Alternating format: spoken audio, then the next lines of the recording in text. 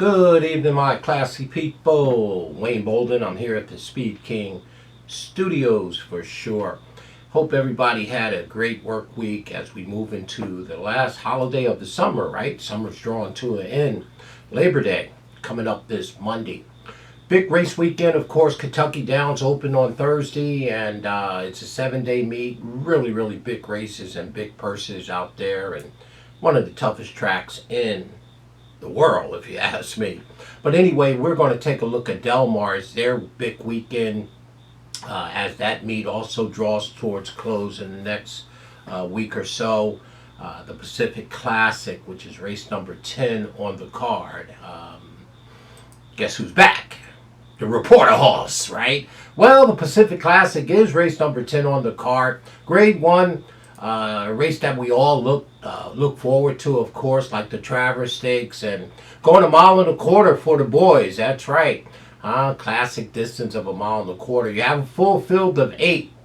Well, like I said, the reporter horse is in, Nisos is in, and Fierceness is in. Okay, so the first thing that I really noticed about this race is that the number 3 horse, Ultimate Gamble, and the number 7 horse, Allure Him In, and the number 8, Tarantino, got a little weakness for him, but he's getting old and in the tooth there. But so the 3, 7, and 8 don't look like they're very viable to beat this bunch. So now a field of 8 from where we sit turns into a field of 5.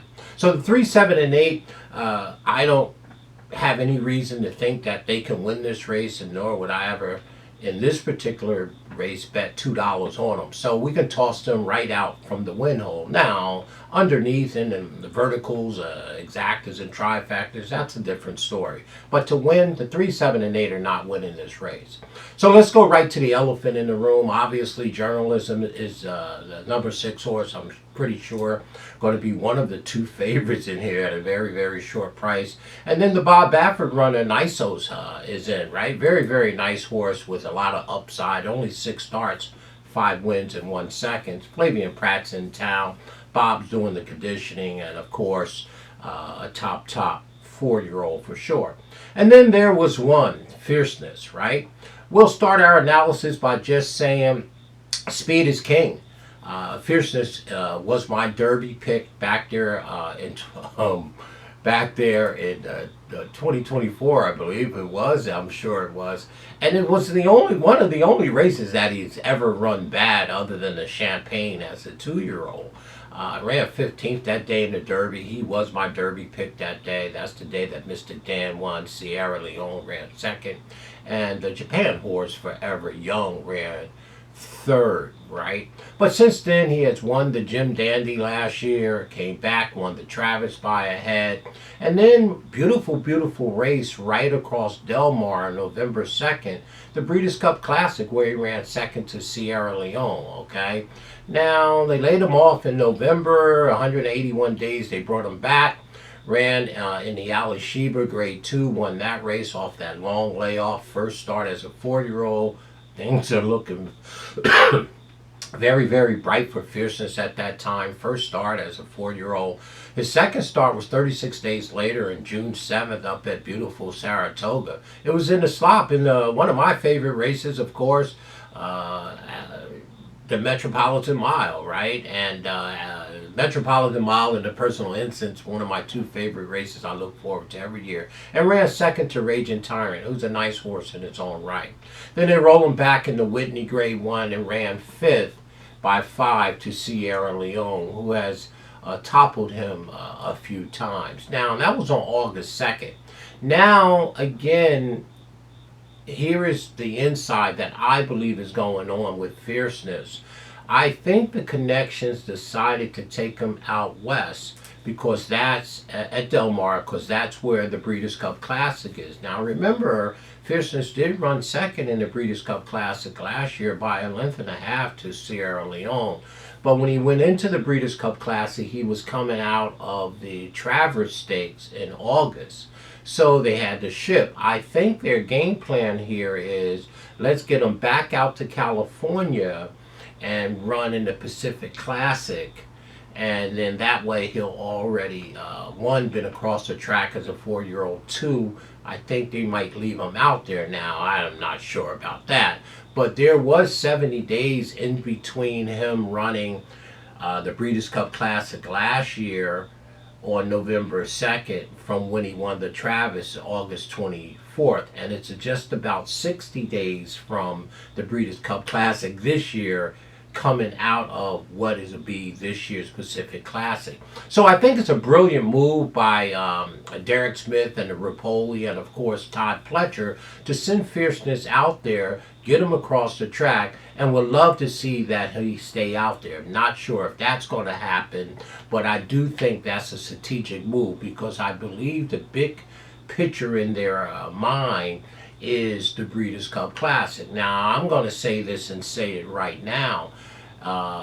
From everything that I do and knowing all the great horses that could end up in the Classic, two of them in here are Nisos and, of course, the Reporter Horse Journalist, and, of course, Sovereignty and Mindframe. The Breeders' Cup Classic looks like it's going to shape up to be a nice race. But where I sit right now, I would say not only is Fierceness could win the Pacific Classic from gate to wire, I think he would be the horse clearly from where I sit, just based on what I do, to win the Breeders' Cup Classic. No, he didn't. I just said it. Yeah, obviously I'm a big Fierceness fan, and obviously draws the rail today in the Pacific Classic, and looks like the speed of the speed. It looks like there's no one that could go with him, that's going to go with him. He's breaking from the rail. He has the shortest run into the first turn, should save all the ground, has the master on him in terms of on the front end racing, of course, Johnny V, C. Authentic, and many, many others, right? So to me, in this race, Fierceness should absolutely control this race because speed is what? I mean, after all, it is king, right? So he's breaking beautifully, right? Now, there could be some questions about the distance because his sire, City of Light, who won the Breeders' Cup Mile, distance might be a little issue, but not when you're controlling the pace like this, right? If you ask me, he should be able to control this race from gate to wire. Now, if you go back and look past the PPs, Fierceness don't get to the lead very often. There's only 2 times I've ever seen him on the lead, and when he do get to the lead and be able to be out there by himself, he's won by open limbs. The very first time is when he broke his maiden back in 2023 at Saratoga and won the race by 11. Only 6 furlongs, but he was on a clear lead all the way around the track by a length, by a length at the least, and 2 lengths, and kept widening. The next time is as a 3-year-old when he won the Florida Derby on March 30th last year. He got to the front, again at the least was a front by a length at the half-mile pole and increased to 8 and 11 lengths. So since the Florida Derby back last year of March, he's really never had the lead or been in a race, which makes sense, where he was the dominating speed, to put it like that. You know, of course, there's races he were in was very, very top level horses. He would be sitting at 3rd or 2nd like that. But it's clear to me when Fierceness get the lead out the gate by a length or 2 at the half-mile quarter pole, not second at any call of the race, where he's in front every call of the race, he's never been beaten. Okay? Now, granted, he's won 50% of his races, 6 wins from 12 starts, 2 seconds and 1/3 for a cool $4.5 million. How could you not love that? So to me, he's going to have a clear lead going into the first turn and down the backstretch to save all the ground. Now, they're going to run at him because there's 2 very, very nice horses in here in the Reporter Horse Journalism, and of course Nisos, the Bob Baffert runner, and this is the house that they built. Okay, Journalism and Nisos, this is their hometown and their home track. But in my opinion, this should be a beatdown. No, he didn't. I said it's going to be a beatdown with Fierceness on the lead, right? Clearly by itself. Obviously, my top pick in this race for all those reasons. And I think it's a shrewd and beautiful move by the connections of Fierceness to get him out to California and, of course, get him out there to Del Mar, where the Breeders' Cup Classic was last year, where he ran second, but to get him out there early. So I don't think he'll run again until the Breeders' Cup Classic, because the last time between the Travers and the Breeders' Cup, it was 70 days. Now it'll be 60 days from the Pacific Classic to this year's Breeders' Cup Classic. Okay, so I think it's a brilliant move by them, and I think they drew the rail, and I think they're the clear speed here. I think this horse will be clear a length, 2 lengths going into the first turn and down the back stretch, and he should absolutely control the race. Now, you should get a decent price on him if you ask me, because one, Nisos is in the race, and it's Bob Baffert, and you know everybody's going to be out there. It's his home track. Flavian Pratt's in town to ride. This horse has been 1-9, 1-5, and 8-5 down there in the Churchill Downs. And then you got the Reporter horse, your Preakness winner, of course, who was even money, and then the Haskell winner at my track at 2-5. So the 4 and the 6, Journalism and Nisos, will draw a lot of money. I don't think Fierceness can be the favorite in this race, just because of the mere fact it's out in California, and 2 well established horses out in California will be taking a lot of money. One of them trained by Bob Baffert, and obviously Journalism, Mike McCarthy and Respoli, and a California horse. So our top pick here will be Fierceness.